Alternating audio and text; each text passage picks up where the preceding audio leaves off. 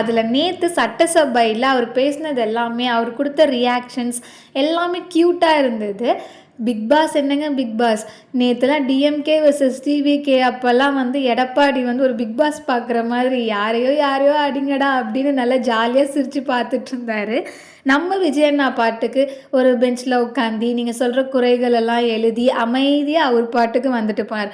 பேசுங்க சிஎம், பேசுங்க சிஎம், பேசுங்க சிஎம்னு சொல்லிட்டு எங்கெங்க ஆள்லாம் தெரிச்சு போயிட்டீங்க.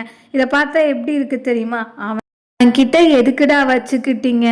அவன் சும்மாவே சுடு தண்ணிக்குள்ள கையை விடுமா, உன்னை சும்மாவா விடுவான் அப்படின்னு சொல்கிற மாதிரி சூப்பராக நேற்று அவர் வந்து பேசியிருந்தார். நீங்கள் கேட்ட ஒவ்வொரு கேள்விக்கும் அவர் பதில் சொல்லியிருந்தார்.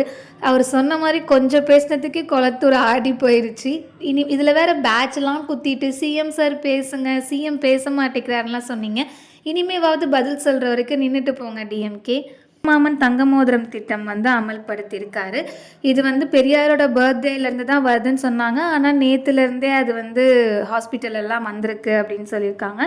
755 கோடி நிதி வந்து இதுக்காக ஒதுக்கீடு பண்ணியிருக்கு நம்ம தமிழ்நாடு அரசு. கவர்மெண்ட் ஹாஸ்பிட்டலில் பிறக்கிற எல்லா குழந்தைக்குமே 1 கிராம் கோல்டு வந்து கொடுத்துட்ருக்காரு நம்ம விஜயண்ணா.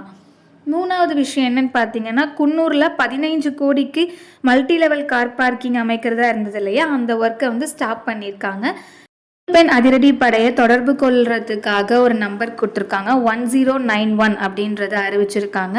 அது மட்டும் இல்லாமல் கடலூரில் ஒரு பெண்ணுக்கு பாலியல் தொல்லை வந்து கொடுத்துருக்காரு ஒரு நபர். உடனடியாக நம்ம சிங்கப்பெண் அதிரடி படை அவரை கைது பண்ணி அடி வெளுத்திருக்காங்க. 5வது விஷயம் என்னன்னு பார்த்தீங்கன்னா, காவல்துறை குறைதீர்ப்பு முகாம் அப்படின்னு சொல்லி 2 நாட்கள் நடக்க போகுது.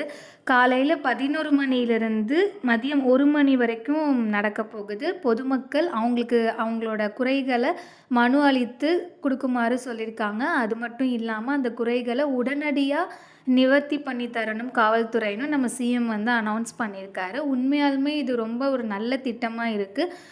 உங்களுக்கு என்ன குறைகள் இருந்தாலும் நீங்கள் டைரெக்டாக போய் காவல்துறையை அணுகலாம். விஜயண்ணாவோட பர்த்டேக்காக நிறைய இடத்துல நிறைய நலத்திட்டங்கள்லாம் வந்து தொண்டர்களும் சரி இல்லை ஃபேன்ஸும் பண்ணிட்டு இருந்திருக்காங்க. இதில் போக்குவரத்து துறை அமைச்சர் விஜய் வந்து தூய்மை பணியாளர்களுக்கு நலத்திட்ட உதவி வந்து பண்ணியிருக்காரு.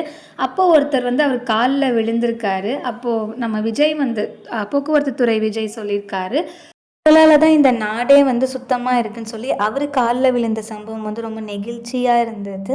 இந்த மாதிரி அதிரடி சம்பவங்கள் பார்க்குறதுக்கு நம்ம சேனலில் லைக், ஷேர் அண்ட் சப்ஸ்கிரைப் பண்ணிக்கோங்க. அண்ட் உங்களோட கருத்துக்கள் என்னங்கிறதையும் கமெண்ட்டில் சொல்லுங்கள்.